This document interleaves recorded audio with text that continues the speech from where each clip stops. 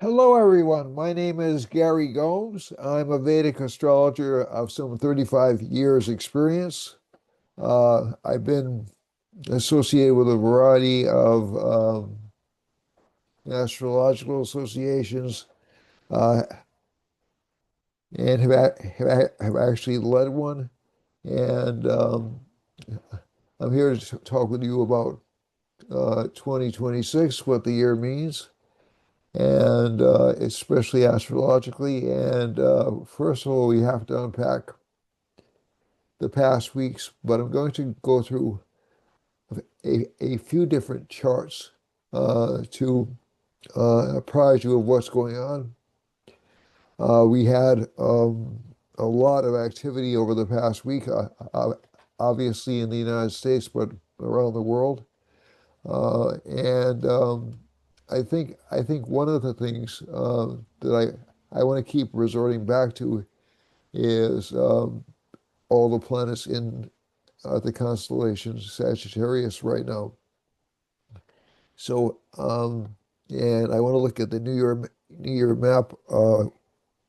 What's called Makar Sankranti in India. It's essentially the it's the Indian representation of the solstice. So, uh, in the West, we take the solstice point as the winter solstice point, or the day at which the sun starts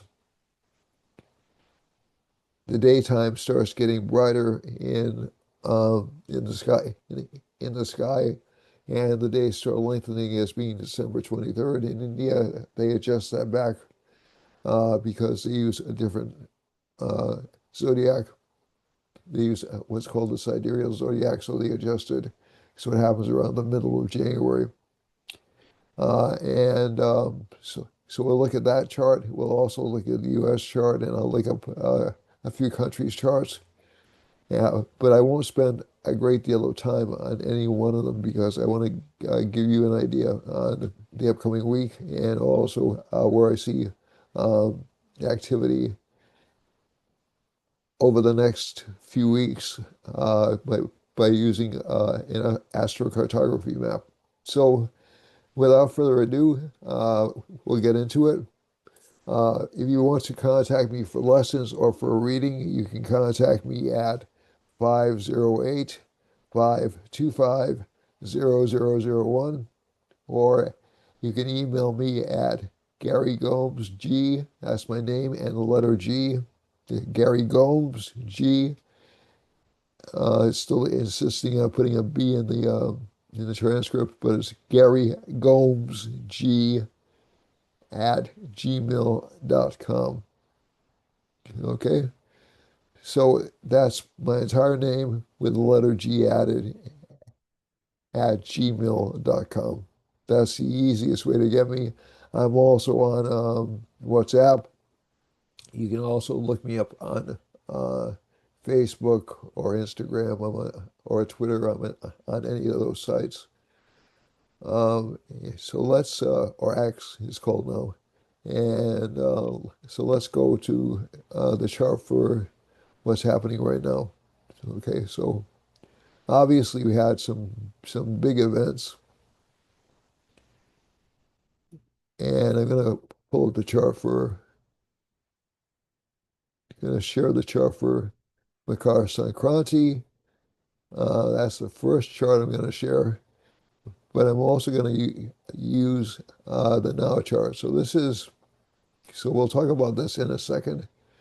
But the now chart is when I'm actually doing the broadcast, and it's January 11th. Incidentally, coincidentally, we both have a Taurus rising in this chart, and so essentially, what's happened? We've had um, the abduction of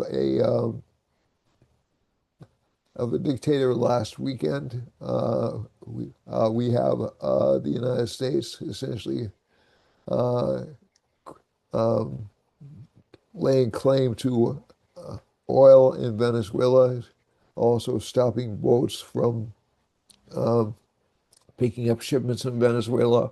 Also, and I know I'm going to forget some things. Also, and I'm not going to forget about what happened in Minneapolis. Don't worry. Also, the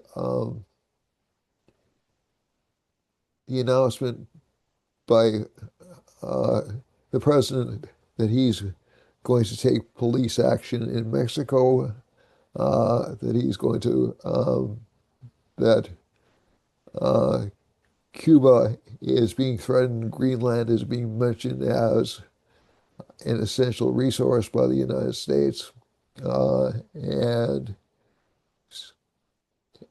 uh, so these aren't new stories if we're totally honest about this. And the reason I'm saying they're not new is because there has been um, many references over the past few years about drug trafficking and controlling drug trafficking. And the main point of entry is actually through Mexico, and allegedly the source is through China. And one of the uh, reasons given for uh, Venezuela being invaded wasn't only to stop the drug trade, it was also to stop. And again, I'm not taking an official position here. That's not the idea. I'm not a politician, so I don't have to um, say whether or not I believe the official position or not. But basically also because China and Russia have been dealing extensively with Venezuela, and China in particular has been increasing its presence in the Americas over the past few years, as it increased its presence in Africa, as is increasing its presence in, there's a set of islands between Japan and China, and I'm actually looking for that to be kind of the tinderbox moment um, for international flare-ups. I could be wrong about that, but that seems more likely to me, based upon the eclipses that occurred last year than the eclipses uh, than what of my than what a lot of my fellow astrologers are saying. They could be right, I could be wrong, but I'm not really even. Um, the Middle East has been uh, a negative environment for ever since Israel uh, reemerged, and also even further back than that. So this isn't a surprise. Uh, but tensions between Japan and China have been not so good, really, for about the past 120 years, if we're honest about it. So we tend to focus on things the United States was involved in, but there was, as a matter of fact, just for you history buffs out there, there was a war between Japan and Russia, um, back during the Teddy Roosevelt administration. So it's you know so so the idea that the East, um, nothing starts in the or nothing is started in the East is erroneous, and tensions are increasing in that area, and it's mainly um, because of military issues and um, political issues. There was a recent news story that came out that the UK is giving a chain of islands where a joint UK and US military base is located. They'll give the islands to Mauritius, which is a country in Southeast Asia, for and pay Mauritius to take over the islands, and that would leave them vulnerable to Chinese attack. So it's really there are a lot of chess pieces moving around the world which are kind of in danger of destabilizing things.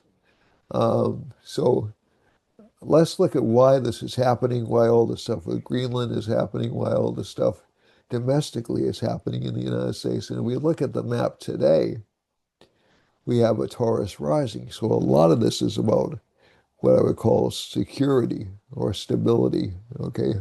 A lot of it's connected with trade because we have the Lord of the first house is Venus. So Taurus is ruled by Venus and is placed in the eighth house. And there are people behind the scenes essentially manipulating a lot of this activity. This isn't a conspiracy theory. I think one of the things that differentiates this from a conspiracy theory is you do have countries who are using mechanisms to manipulate either markets or their own interests. And sometimes these are done through spy agencies, sometimes these are done through um, investments or through um, joint business interests. So it's not really a conspiracy. It's essentially the way the United States and a lot of other countries have operated throughout the past, throughout history, just pretty much. So, but I think when you have this cluster of planets in the eighth house, a lot of this has to do with the future of the world and the future of the world's economy. So right now, what you have is a lot of people seeing their position sort of destabilized because the Lord of the first is in the eighth house, and there's a lot of lying and manipulation going on behind the scenes because we have a Mars-Mercury conjunction, and a lot of it has to do with trade, and a lot of it has to do with the unseen exercise of power. So this map, in terms of this week, is showing where it's coming from. Also, um, if we get even into the domestic protests, okay, so if we go to the fourth house, we have K2 in the fourth house, which essentially represents the domestic environment or the seat of power of any government. You'll notice all around the world there are protests going on against seated administrations, like Iran is getting dangerously close to losing to the Ayatollah being driven out of the country, basically. Uh, and so, so we're looking at the United States and saying, well, this is horrible. We had this shooting in, um, we, or we had two ICE incidents in the United States over the past week. One was a mother of a 6-year-old, and the other event was, I think, I can't remember where it was, but I think it was I want to say it was in Washington. I could have that wrong, but we have a Mars and a Saturn mutual aspect going on. So Saturn is aspecting Mars, Mars is aspecting Saturn. So we're expecting people to be perfect, to be um, somehow imperturbable.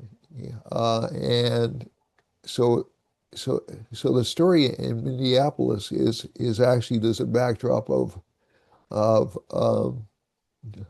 number one, a lot of resistance to ICE in Minneapolis, and also and they, and again, it's horrible the woman was killed. I'm not justifying that at all.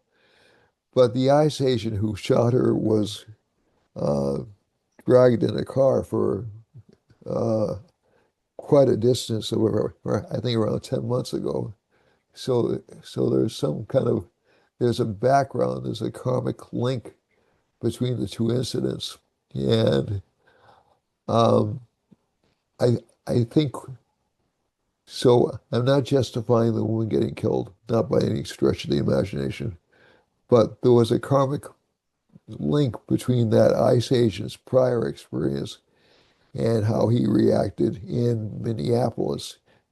So that Mars Saturn will tend to give that kind of like what I would call um, reckless reaction. Also, if we're looking at the protesters aren't thinking, or they're both not thinking and they're both planning. So essentially, a lot of these protests are definitely planned. They're definitely coordinated, and that's mainly because the Lord of the fourth house, where the domestic events are occurring, where the K2 is causing that disruption, is isolated in the eighth house, and that indicates an unseen hand or an unseen manipulation happening behind the scenes.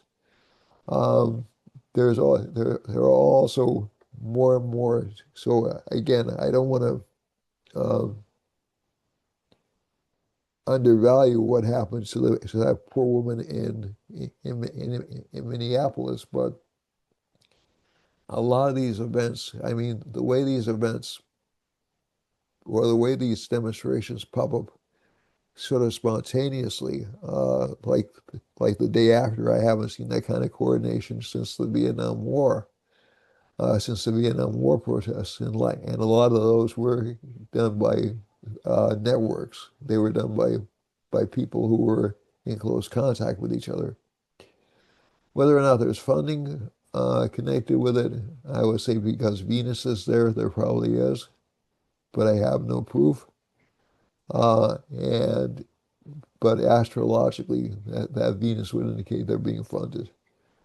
The other thing is with that Saturn aspecting that Mars and Mercury, we are having a lot of politicians lie about what happened. Okay, so this is true for both the Democrats and the Republicans. Okay, so they're manipulating events to make their side look better. Okay, so just what I would recommend people do is calm down just a little bit and um, try to. It's going to be tough, especially over the next 9 to 10 days. Maybe not so tough over the next. You may see some tension break within about 3 to 4 days, and we'll look at that when we go to Makar Sankranti. But a lot of what's happening right now, a lot of what's happening, especially this destabilization. Sagittarius is usually the trigger point I've seen for conflicts or for uh, even for domestic problems. Saturn's aspecting Sagittarius, so it's going to be a tough couple of years for all of us, if I'm quite honest with you. That doesn't mean it's going to be financially a wreck. That doesn't mean it's going to be um, horrible consistently all the way through and everybody should never leave their homes. But especially in large centers of population, especially internationally, because Sagittarius is an international sign, and especially in financial markets where financial interests are being represented, I think we can expect a lot of that over the next couple of years. And let's go to the Makar Sankranti chart. So this is the chart for next year. And if we have this chart overall, Taurus is in the first house. So this is set for 3:13 in the afternoon for those of you who are interested. January 14th, 2026.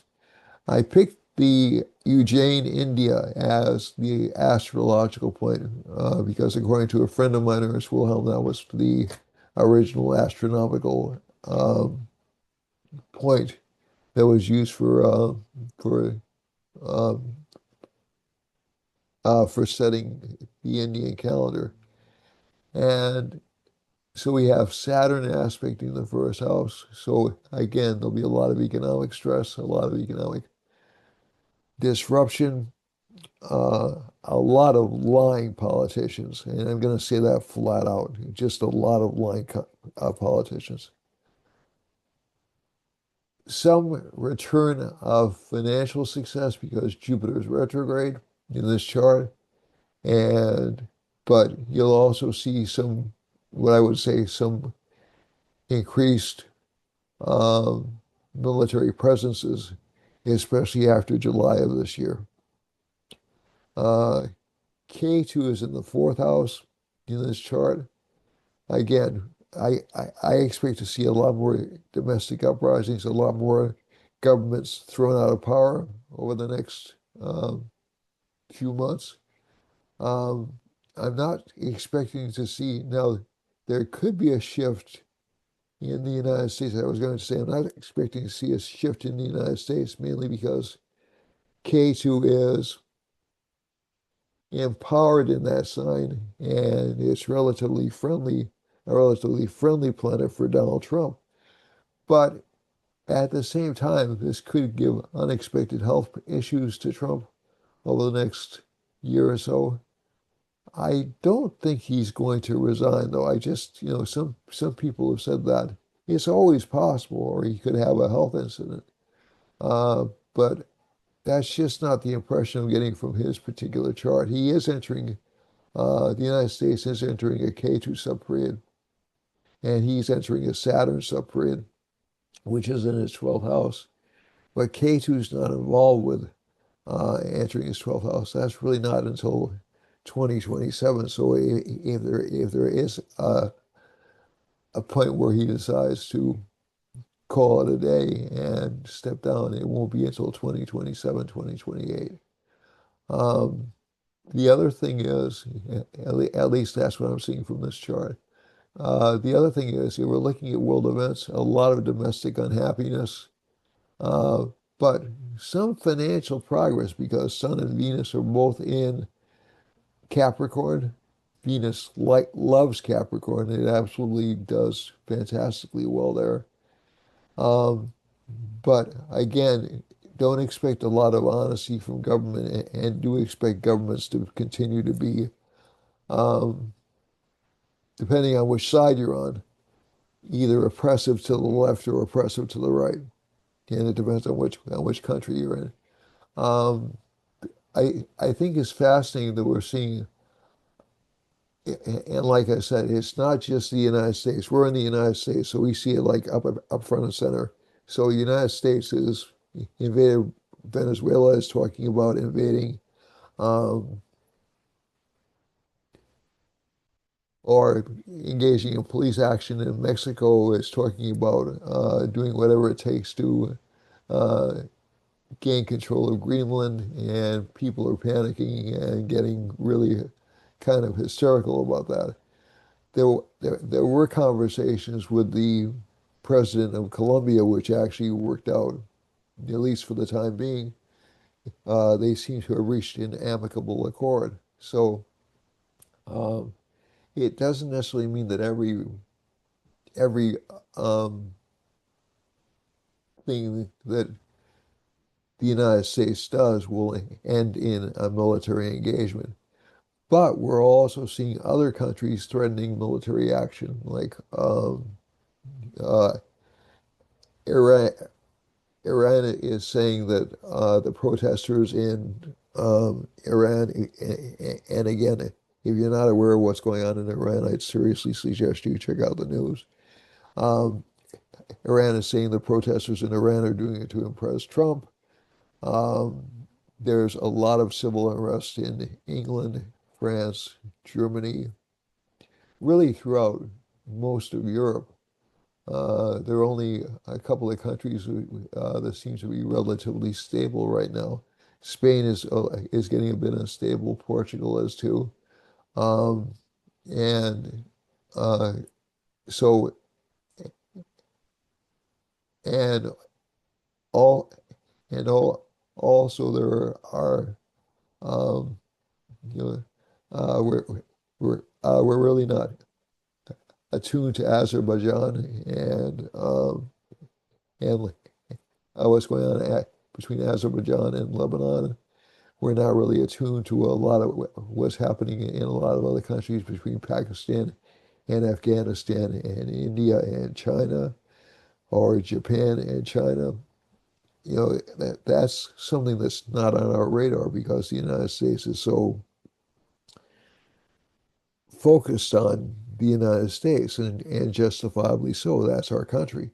But we live in a global market now, and a lot of people are a lot of places around the world are feeling a lot of discomfort right now. Canada is kind of a financial wreck right now. I already mentioned the European nations. Parts of Africa are financial wrecks right now. Parts of the Middle East are still in pretty good shape, but Iran is not. And parts of Southeast Asia, there have been increasing conflicts between Cambodia and Thailand, and that seems to have been resolved lately. But also, there are threats of Japan just recently said it would if China invaded a certain area, it would definitely go to war with China. So again, these aren't isolated cases. This isn't all the United States. This is essentially um, just trying to think of it. There's something in the air internationally right now, and it's mainly this cluster over here. And we have a lot of politicians lying about what their end game is or what their political motivations are. And this is true about parties, about various parties in various countries. Um, some some people are hypothesizing that a lot of the attention about this woman being shot in uh, Minnesota is intended to take the attention off the fraud cases that have been found in Minnesota, and those have also been found in Maine. So again, like I said, there's a lot going on, and you really have to. There's a lot of fog or smoke being billowed out. There's more anger than clarity right now, and I like to position myself as an agent of clarity and just try to tell you if things seem crazy right now, they really are crazy. And a lot of us are being stupid. Saturn's aspecting Mercury. Okay, and Saturn's aspecting Mercury and Mars, and we're stupidly believing everything we're being told, depending on what side we're on. So, um, the saving grace of the chart for this year is Jupiter's aspecting Mars and Mercury. Now, that can make it easier to lie or easier to expand, but it'll also put one slight quota of truth on the entire situation. And Venus overall, Venus is increasing in power, and Venus is also a truthful planet. So these are both guru or teaching planets. They're both truthful. That's something that as a pet peeve, I have with a lot of my colleagues in Vedic astrology. They tend to view Venus as being just a horrible planet, and it's a good planet. You'll learn things from Venus. Um, and Jupiter is a diplomatic planet, so it is, so essentially there is some point in which diplomacy can help uh, um, calm down trade disputes and other factors like that. But right now, everybody's been kind of um, pumped up to believe the worst. And Moon is, as of the new year, the Makara Sankranti, Moon is in Scorpio. So we're going to answer the year in kind of a skeptical frame of mind, kind of a depressed frame of mind. That doesn't mean the moon's going to be bad. It's going to go into Anuradha Nakshatra, which is actually a good nakshatra.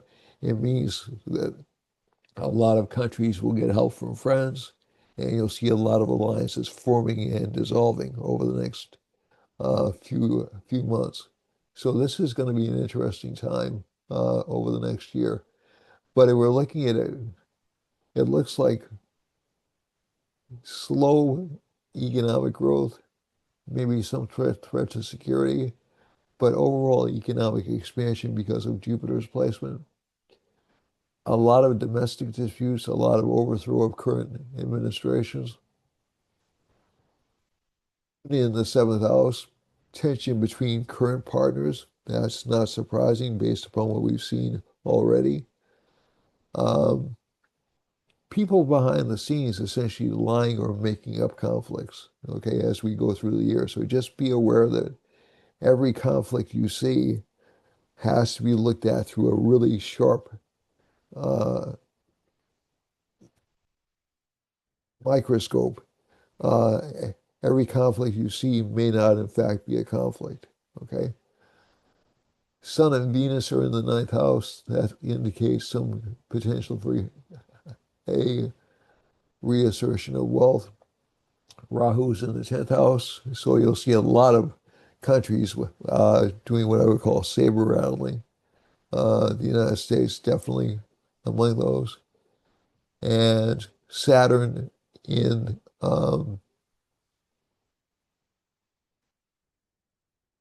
11th house, slow gaze. Now, one of the things that's interesting about this is the United States, at least to me, the United States is going through a Rahu major planetary period. During its last two major Rahu major planetary periods, and we can go back roughly 120 years. So that was the Roosevelt administration, and that was essentially um, a time of American expansionism. Okay, um, so you'll have some kind of American expansionism going on definitely during this period. And the first Rahu major planetary period the United States went through was the Revolutionary War. So if we go back to, let me just go use the US map for a chart, for a reference point.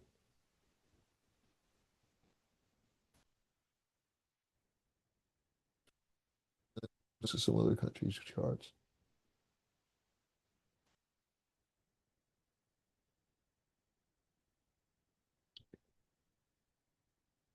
And I promise I won't take up too much time on this. So United States, this is the chart that works best. Okay, so Rahu Ketu was in 1786. So we'll be in a Rahu Ketu subperiod after around March, and that's an approximate time. So Rahu and Ketu indicated it was essentially kind of a chaotic period in the United States history, but essentially that was when um, there were um, problems with currencies, and that led to essentially the writing of the Constitution or the new Constitution. So we should expect to see some governmental reforms happening over the next 2 years or so. So I'm thinking, so I don't think the basic nature of the United States government will change, but I think you'll see a stronger interest um, in reforming the government or making it more uh, better structured or better or less ambiguous, because that was what this first Rahu major planetary period did. Uh, because it was a lot of so the United States actually started off as so the term states in those days wasn't as we understand it now. Um, and one of the reasons I'm saying that is mainly because a state was considered to be a country. Okay, so 1895, this was the reform era in United States history. So let's see if I can go to 1895.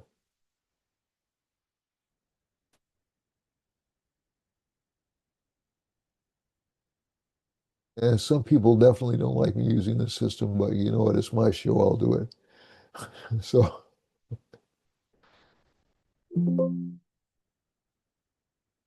you can't stop me. All right.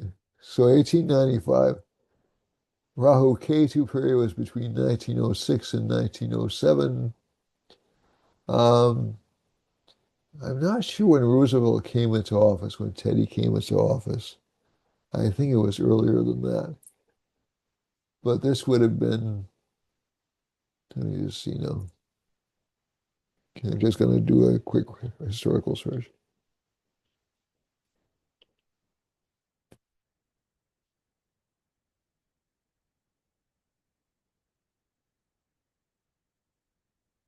Okay, so San Francisco earthquake in April. Um,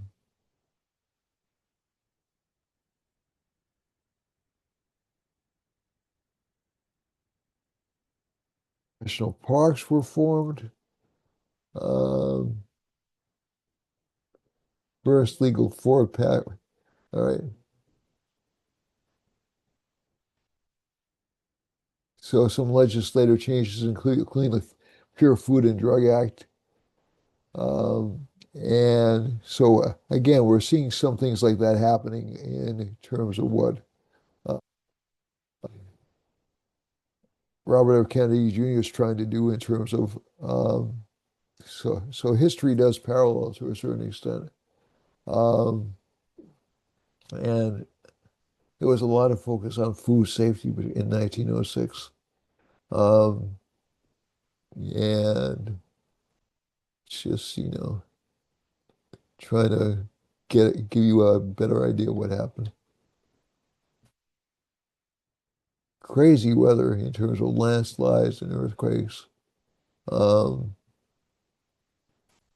so,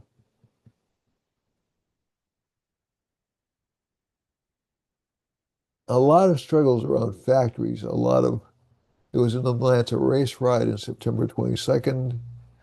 Um, so if people think these are new phenomena, they haven't studied United States history. Um,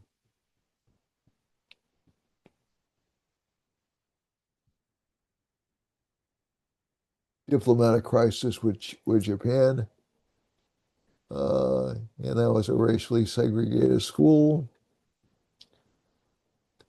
Let's see, Panama Canal was being inspected. Um, and Teddy Roosevelt won the Nobel Prize for negotiating peace in the Russo-Japanese War. So that doesn't necessarily mean don't if you hate Trump, don't worry. It doesn't necessarily mean Trump's going to get a Nobel Peace Prize. Um, but again, there are some certainly some parallels between that point in time and this point in time. So, um, but I think if we're looking at the United States chart, um, the the the desire for land or expansion will increase after July, maybe even before then, because of Jupiter going into Mercury, into Cancer. And I've noticed that expansionary trend several times in the past. Also, keep something in mind. We have this impression that Trump is the first one to do something like um, capture the president of Venezuela. That's again, a lot of people don't understand history. We were actively involved in the overthrow of Gaddafi, in the overthrow of Hussein, in the overthrow of the Grenadian government, in the overthrow of the Syrian government, in the overthrow of, gosh, trying to think, several governments in Vietnam, um, the uh, the overthrow of the Ayatollah Khomeini, or excuse me, the overthrow of the Shah of Iran. Um, so this is not really, so anybody who's acting like this is a new foreign policy attack on the United States, it's just being done more openly than we've done it before. And I think I think that that's something to meditate on just a little bit. Um, I could come up with a few dozen other instances, but I don't want to bore you with that. I don't know everyone. I can come off as a bit of a know-it-all, but I really don't know every single one. Um, so this is Iran's chart right now. Um, so Iran is in a Jupiter-Venus subperiod. Jupiter-Venus subperiods our Venus-Jupiter subperiods are really disruptive. So you have the so you say to yourself, well, these should be good subperiods because they're both good planets, right? Well, that's not necessarily true. Basically, um, Venus-Jupiter subperiods or Jupiter-Venus subperiods can result in the death of family members. Don't panic if you're entering a period like that. Only certain conditions have to be met. They can also result in changes in administration. And Iran has this really nasty subperiod coming up on February 2nd, which is a Saturn subperiod. And this could indicate it may happen even before then, after January 14th. But I would say we're not going to see the current government in Iran in power beyond July 7th. Who'll replace it, whether or not it'll be the new Shah or not, I don't know. But um, let's see what's going on. I have a hand. Let me lower the hand. I don't know why I had that hand held up there. All right. So let's probably a hangover from yesterday. Um, and let's look at India for a second. Okay. So let's go to India's chart.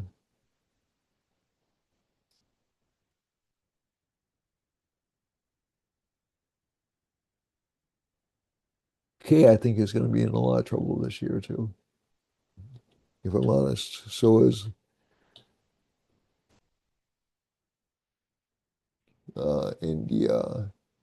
India independence. Now, I had the wrong chart up before, but I believe I have the right chart up now. All right, so this Makar Sankranti is coinciding. The rising sign is exactly the same as India's rising sign. So we have a Taurus rising for India. Rahu is in the first house. We're in a Mars subperiod, so India is probably going through some domestic concerns right now. Um, there might be there are a lot of conspiracies happening against the Indian government currently. I think you're going to see a shift in the Indian government after February 4th of this coming year. Now, this may not be a negative shift, but at least from what I can tell from the chart, but probably a pretty disruptive shift, and I would expect a lot of domestic upheaval coming out of it. Not because I want to see it happening, but basically because the chart says it's happening. So we have Saturn aspecting Rahu in the chart. We're in a Mars subperiod. Mars is causing a lot of behind the scenes problems, and Rahu will disrupt things. Rahu will cause a shakeup in leadership during between February 4th and I would say May 24th. All right, so let's look at a couple of more countries.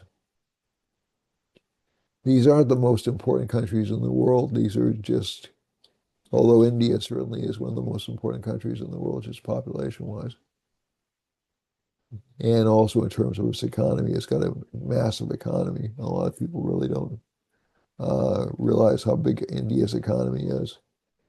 Um, and England is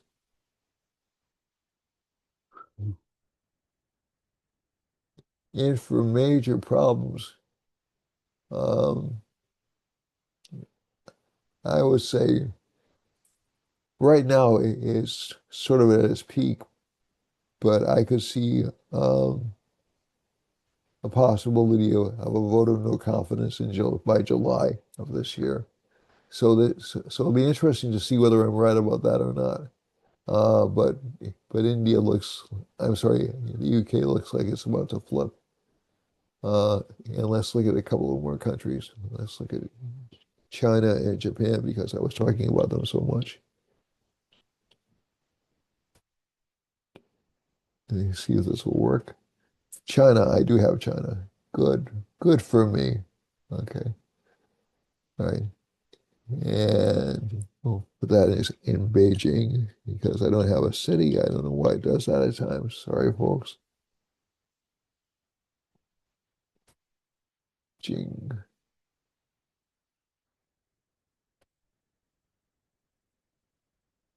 Gender doesn't matter when I'm doing these maps.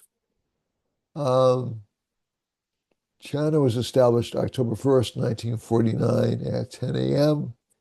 Yeah, it's got Venus in the first house. Some similarities between uh, the Chinese chart and Putin's chart, and also, to be honest with you, my chart. Uh, but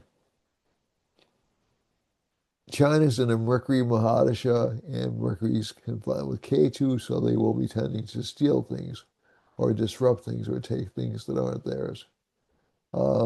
It's in this Mercury major planetary period. It was in the reason it did so well in the previous major planetary period was mainly because Saturn is the best possible planet um, for a Libra rising, and um, China was in this major planetary period, but now it's going to have elements of thievery, intrigue, behind the scenes action. March 17th to January 23rd, I think you'll see China start to be a little bit more aggressive, a little bit more grabby. So there could be some potential military conflicts after that time. And let's see if I can find Japan, and I'll end it there. Well, I did want to look at Venezuela again, but I think I looked at them last week, so I won't. I'll look at Denmark next week. I'll look at Denmark and Greenland. I'll see if I can find Greenland's chart. All right, so Japan it's in a K2 Mahadasha, so it's not really going to take any, um, just entered a K2 Mahadasha, as a matter of fact. So, like around May of 2025, it left its Mercury Mahadasha, where it was in kind of a stagflationary state for many, many years. And if you look at the chart, Mercury is debilitated in China's chart. So it wouldn't collapse. Mercury was held up by Venus, but it also didn't progress very much. K2 is like Mars in that Japan will strive to hold on to what it wants to hold on to, and it will be very aggressive during this major planetary period. So it'll be less conciliatory, less willing to cooperate, and also the Mercury major planetary period. Um, Mercury is number one, at least in my opinion, a kind of an unstable planet. But number two is it was also aspected by Saturn, so that's slowed economic growth. The next few years, the next 7 years or so, uh, Japan is going to start to reassert its dominance, for lack of a better term. So I think we can expect to see that coming, especially after October of this past year, and especially um, so especially after December 12th. So if they're interested in if their sun's exalted, so um, basically if China does decide to attack and it's around that time, China definitely will fight back. Um, so um, so so again, China is the greater military power than Japan is, but they will have relatively fierce competition from Japan. Okay, so I don't want to distress anybody, but if I'm honest, the Saturn and Pisces transit is not necessarily good for international stability. So let's look at your charts for this week. I'll do some more international charts next week, but I don't want to take up too much time with this because I know it's a little bit um, wearing on people, and not everybody's interested in it. So let's look at, oh, where'd that come from? All right, we're gonna go on to a now new chart. We're gonna flip charts.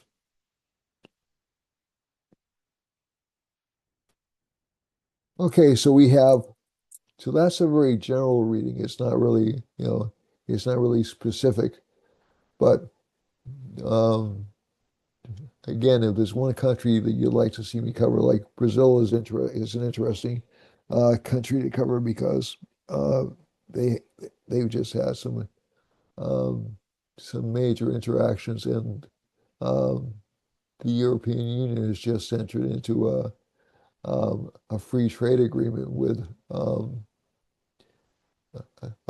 a series of South American states. So we'll see whether or not that causes any issues with the United States. Um, if it doesn't, then the idea that the United States wants to dominate the Western Hemisphere is a fallacious assumption. Its its main interest seems to be military and also economic. Okay, so so let's go over here. And the thing about that is those that free trade agreement caused problems in Italy and France, who essentially felt, uh, as was the case in NAFTA, that in NAFTA the perception was that the United States would suffer. In France and Italy, the perception is that European workers would suffer from such a free trade agreement. So, um, yeah, so interesting times. Let's see now. So let's go over here to Aries, April 15th to May 15th. We're going to start off with the weekly forecast. And again, we still have Saturn in the 12th house. That's going to be there for a while, guys. It's not really going to go away anytime soon. And Rahu will be in the 11th house really until the end of this year. So basically those positions. So making money, it won't seem like a lot of expenditures. That will hold true for Aries. Um, but a lot of desire for expansion for this sign, and also some problems with children are indicated for this sign. Relationship life, though, seems to be good this week. We have Jupiter aspecting the moon, and this will bring new relationship opportunities in. The Lord of the first and the seventh house are in the ninth house, along with the Lord of the third house and the sixth house. So while there may be opposition or um, not really enemies, but competition, this should be a relatively lucky month or lucky week for Aries. But again, strong desires, strong temptation to um, overspend, unfortunately. Um, in some cases, you won't have a choice. You have Saturn's there, to be truthful with you. Um, Second sign, Taurus. Taurus has Uranus in the first house, although I don't usually look at Uranus as a planet. But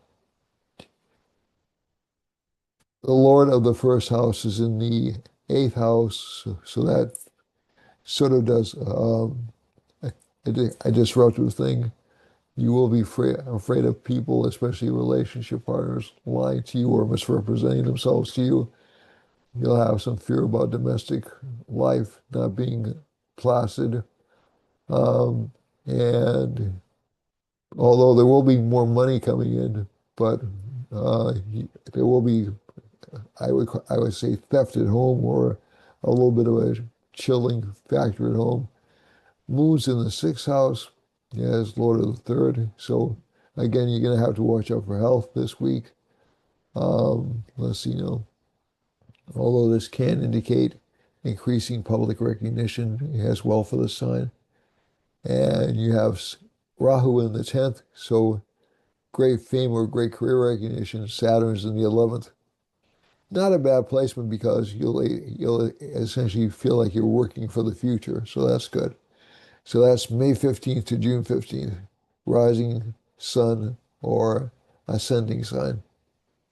For Gemini's June 15th through July 15th, we have Jupiter in the first house. This sign will feel very optimistic, very hopeful of the future. And also, but there'll also be problems with relationships. There'll also be problems with partners not telling you the entire story or misrepresenting themselves to you. Um, K2 is in the third house, and if K2 is in the third, this sign will feel kind of fearless. Moon is in the fifth, good for political advancement and also for love affairs for this sign. Although I wouldn't recommend any love affair be turned into a long-term relationship right now. Rahu's in the ninth house. That's good for notoriety or fame. And Saturn's in the 10th house, good for career. But again, it will seem like a lot of work. For Cancer, Cancer has its Lord is in the fourth house, that's the moon. And this lasts from July 15th to August 15th. So essentially, for this chart, somewhat erratic for money. I mean, the money will come, uh, and also you'll get some help from people at home. Mars is with Venus, Sun, and Mercury in the sixth house. This sign has to watch out for enemies or people trying to subvert it or even injuries this week. That'll be gone within I would say a few days. Um, and again, we're going to talk about the eclipse within a few weeks, but that's happening in February. So let's go over here. Seventh house Lord is Saturn, placed in the ninth house. Good for gain from relationship partner, but slow. Rahu's in the eighth. Again, you will have people conspiring against you or plotting behind your back, but again, don't worry about that. Jupiter's in the 12th house, good for the ability to save, good for international recognition. For Leo, this is August 15th to September 15th. K2's in the first house. K2 likes being in Leo. It's one of his favorite signs. Rahu's in the seventh house, so it'll give some difficulties with the relationship partners, but relationship partners may become famous or become more active. Jupiter's in the 11th house, good for financial gains for this sign. Mercury, the lord of the second house, is in the fifth with a whole cluster of other planets, but you may be subject to some disagreement or some difficulty with your children. and maybe your children will be lying to you about what they're doing. Saturn's in the eighth house. This gives problems from people who are either downtrodden or poor or somehow afflicted. Okay. Uh, Rahu in the seventh, we've already gone over that. So overall, this isn't a bad week for Leo, but again, you do have to watch out for your luck being relatively mixed, and also your relationship with people who you had taken on as sponsors are relatively mixed. So, uh, so this also affects political life. So there'll be a lot of politics played either in the workplace or in the real world during this particular week. A lot of that will pass within about 2 weeks, but it'll continue and they'll become more active um, opponents within about 2 weeks. They'll be more obvious opponents. For Virgo, it lasts between September 15th and October 15th. Um, we have basically no planets in the first house. The Lord of the first is in the fourth, so there's a lot of focus on um, home life, fixing a property, uh, maybe even some misrepresentation about value of property. Saturn is in the seventh house, so relationship partners will seem sad or difficult to deal with. Um, Jupiter's in the 10th house, so good for career growth. K2's in the 12th house, basically good for spiritual life or spiritual liberation. Rahu is in the sixth house, so there will be some upset or worry about possible physical disorders. And Moon is in, that's physical, not fiscal. Moon is in the second house, so that actually indicates this week starts off with good financial news. Let's see now. We're going on to Libra. Libra is the 10th Lord. It has Moon, so Libra lasts between October 15th to November 15th. But again, if you know your birth chart, you can apply this to your rising sign or your moon sign.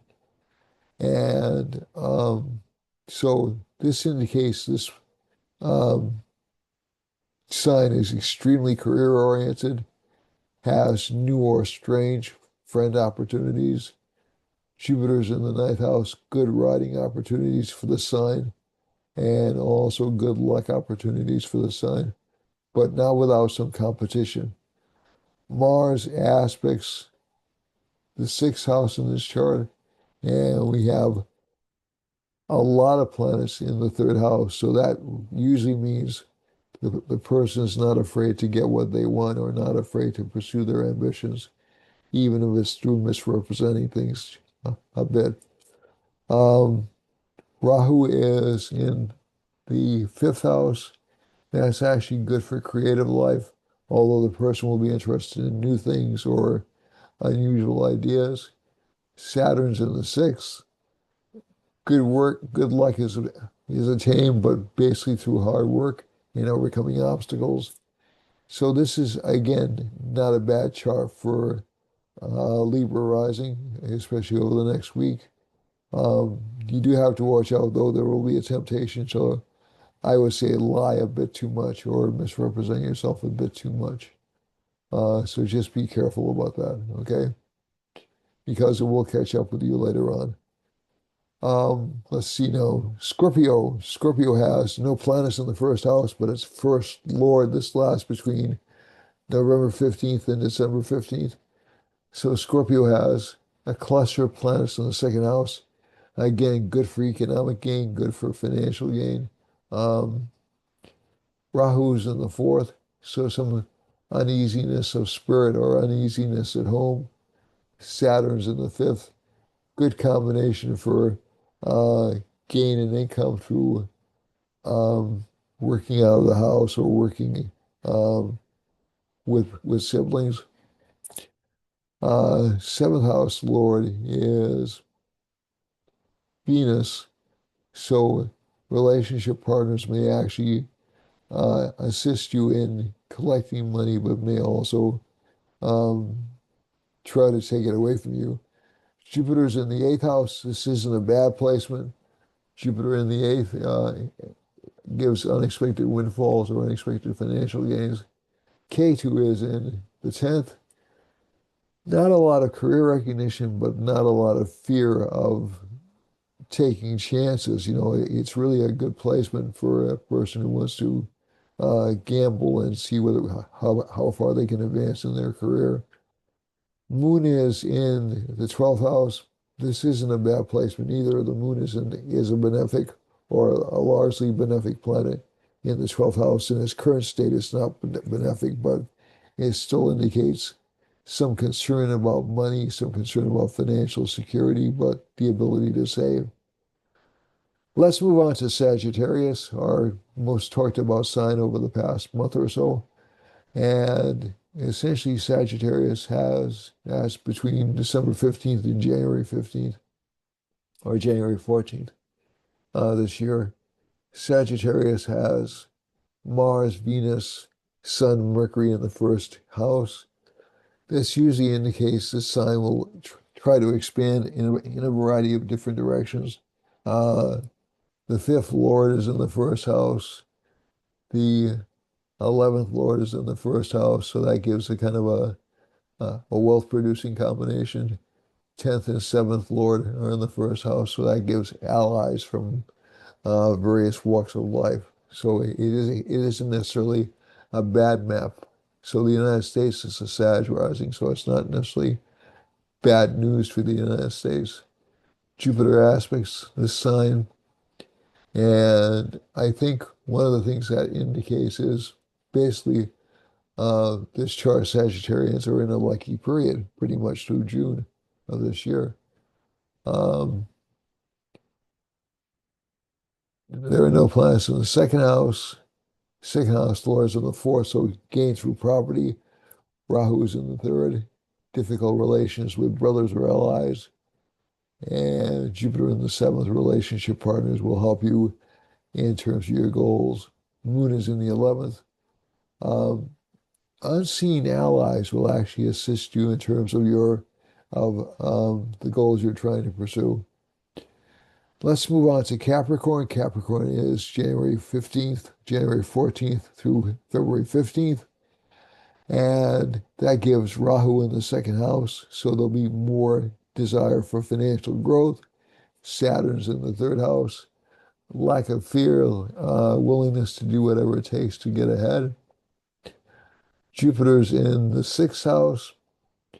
Jupiter in the sixth house is usually not good for overcoming enemies or obstacles, so this sign can get a little bit lazy this month, but not detrimentally, not in a horrible way. Moon is in the 10th house. This indicates new partners, new allies in work, and an increased attention to work life. And we have this cluster of planets in the 12th house. Venus, Mars, Mercury, Sun. Um, so we have one thing I neglected to mention, I probably should have mentioned it at the beginning, was we have this cluster, this array of planets, um, all manifesting in uh, in Western astrology in Capricorn, but in Eastern astrology in Sagittarius, and along with um, not quite, Pluto's kind of out of range even for Western astrology, but in Western astrology that would indicate a kind of a disruptive period uh, for Capricorn, for Western Capricorn. But but essentially for Eastern Capricorn, it indicates a time of reflection, a time of thought, a time of rest, and figuring out your priorities. Next, the rest of the month, though, you will see all these planets traipse their way into Capricorn, so they'll be more focused on financial growth and financial status over the next, I would say, next month or so. So Rahu's in the second, Saturn's in the third. We already discussed that. Basically, not a bad chart for Capricorn, except this does indicate too many expenses. You know, trying to bite off more than you can chew. For Aquarius, we have Rahu in the first house, and Aquarius goes from February 15th to March 15th. Aquarius has Rahu in the first house, Ketu in the seventh. Rahu and Ketu are both near their maximum potency in the sign. They tend to grow stronger as they hit towards the end of the sign, but any planet in the middle of a sign is considered to be very strong. So right now, Rahu and Ketu are essentially the strongest planets in this particular chart. So, so basically, this gives people born at that time or with that rising sign or with that moon a lot of creative energy, a lot of ambition, some frustration, but a lot of ambition. Also, it will attract strange or unusual business partnerships to individuals with this placement. Saturn is placed in the second house, so money is going to seem to be a little bit tight. But I think if you focus your attention, you'll be able to manifest money more successfully than usual this week. Let's see now. Jupiter's in the fifth house. Jupiter aspects the first. Jupiter aspects the moon. So basically, this should be a good time for new partnerships and increased luck, mainly due to past efforts. Saturn in the second won't necessarily destroy income. It'll give new venues or new activities which will be useful for income attainment. Venus and Mars are in the 11th house along with Sun and Mercury. So again, you may have friends paying you, but also maybe misrepresenting themselves to you a little bit. So it's probably a good time to look at proposed friendships critically rather than judgmentally. Okay. But they will bring you financial gain, but I think the question is whether or not you'll be able to sustain it. For let's go to last but not least Pisces, and Saturn sits in Pisces. It'll sit there for a couple of years. This isn't necessarily a negative placement, so just be aware of that.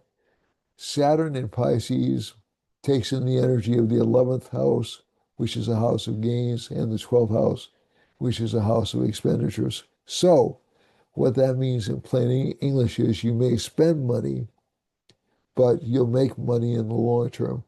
Also, Rahu sits in the 11th house. There is a strong desire for things which are a little bit unrealistic or things you can't hold on to for that long.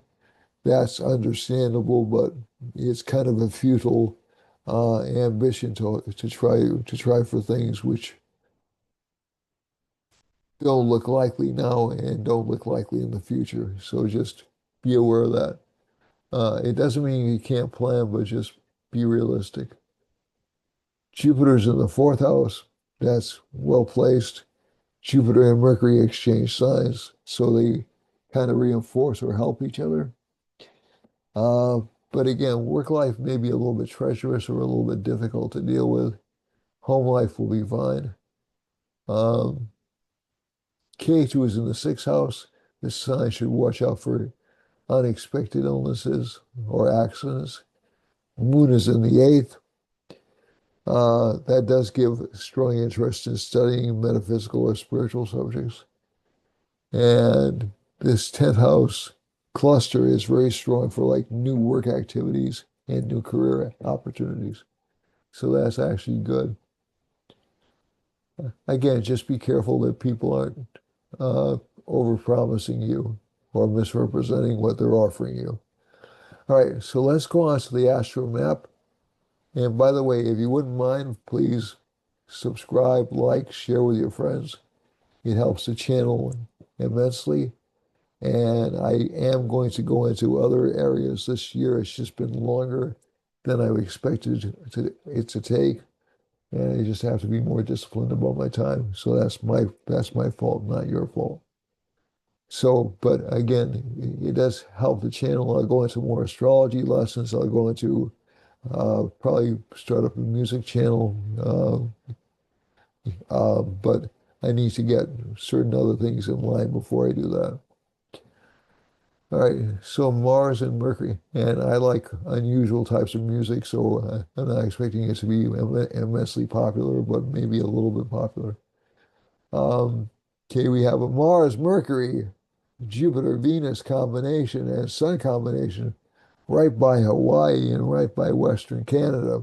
Okay, so there's a lot of activity happening in that part of the world right now. The moon is going over this particular line as well, or close to Hawaii as well. So again, I'm not hearing a lot of news out of Hawaii, but I'm also expecting some government scandals out of that state and also out of northwestern Canada.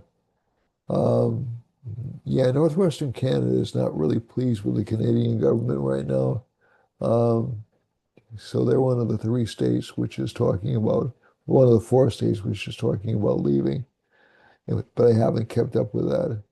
Um, there is a moon line running through Alberta, which is one of the states which is talking about leaving, and there's a Rahu line going up through um, California, Oregon, and Washington State, which can mean some political scandals coming out of that part of the country, and also some disruption coming out of that part of the country, and also out of Vancouver.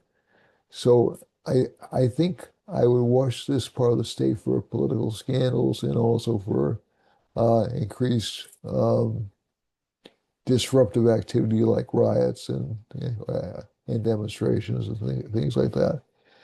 There's a Saturn line going up through right in between Arizona and uh, into Utah and into, I believe that's Wyoming and up through Montana and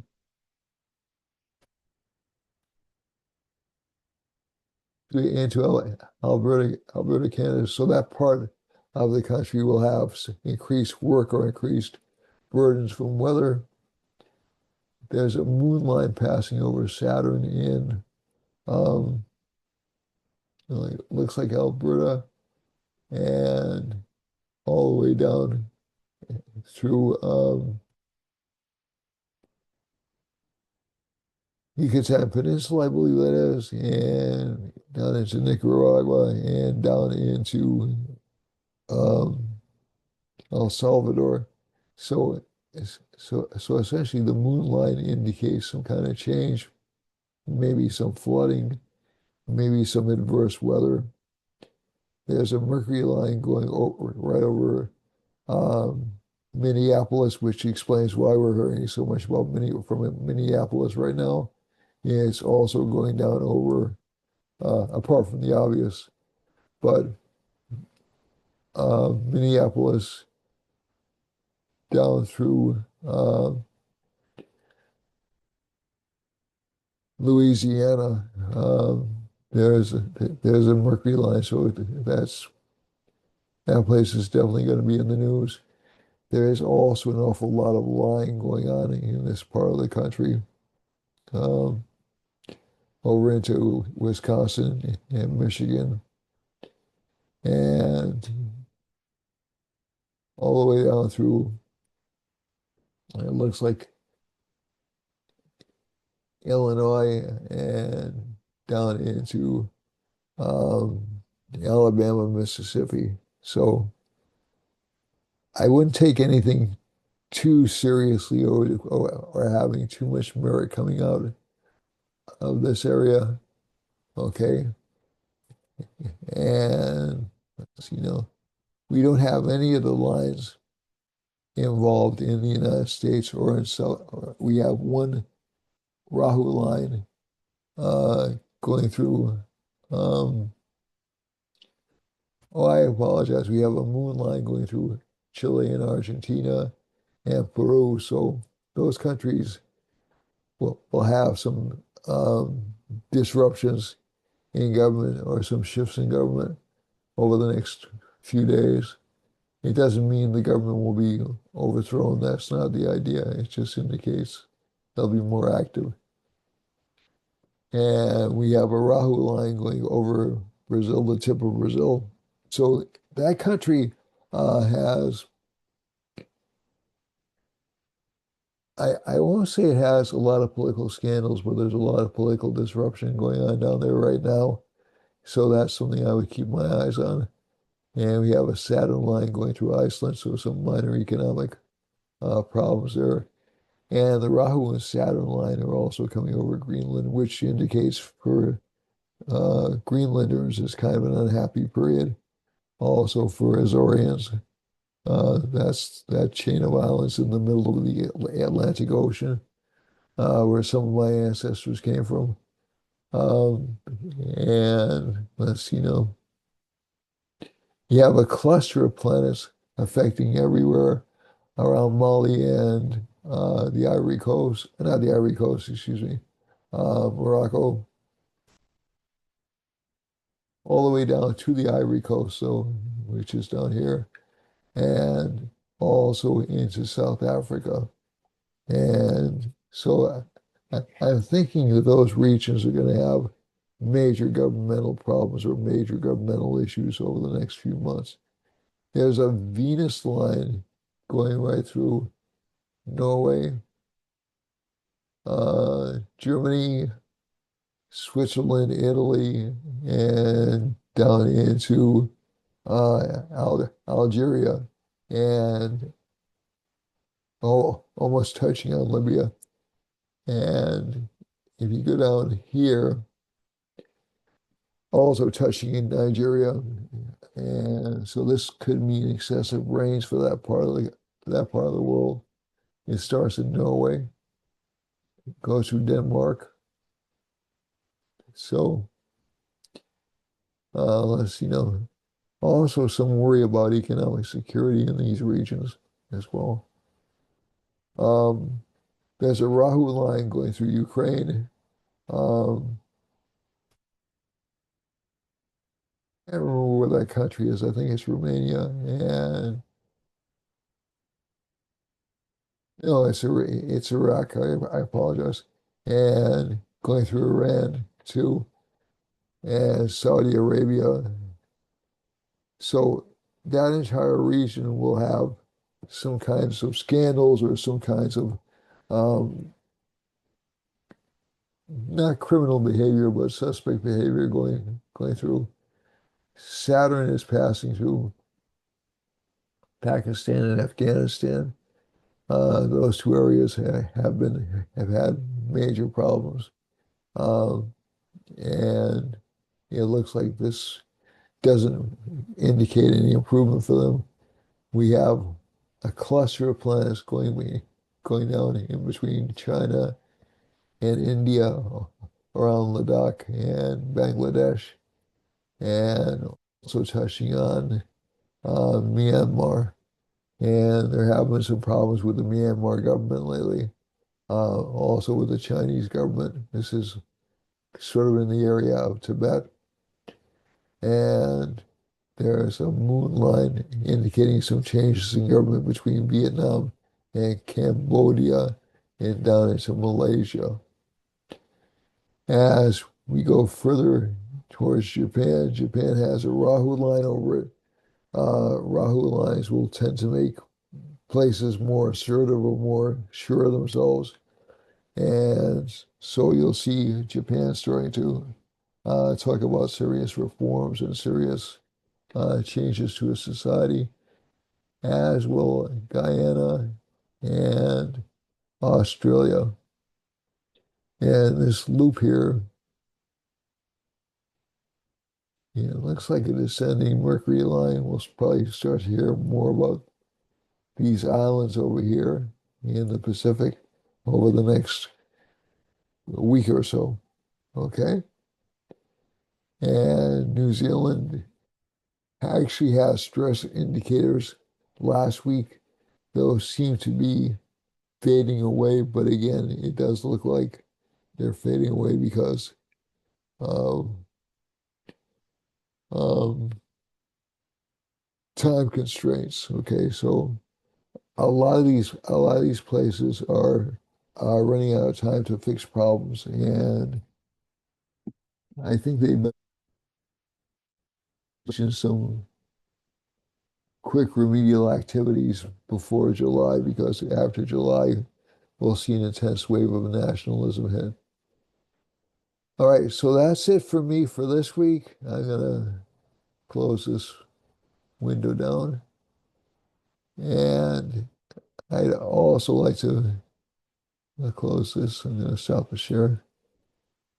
I'd like to thank you very much for watching. You've been a wonderful audience, and I look forward to seeing you next week.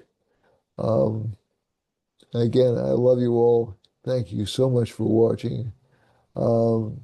I would like to mention our store, Crystal Expectations. It's at 854 Brock Avenue, New Bedford, Massachusetts, 02744. The phone number is 508 5 I'm sorry, 508 990 7898. And you can also call me for information about Crystal Expectations at 508 525 508 525 0001. Thank you very much for watching.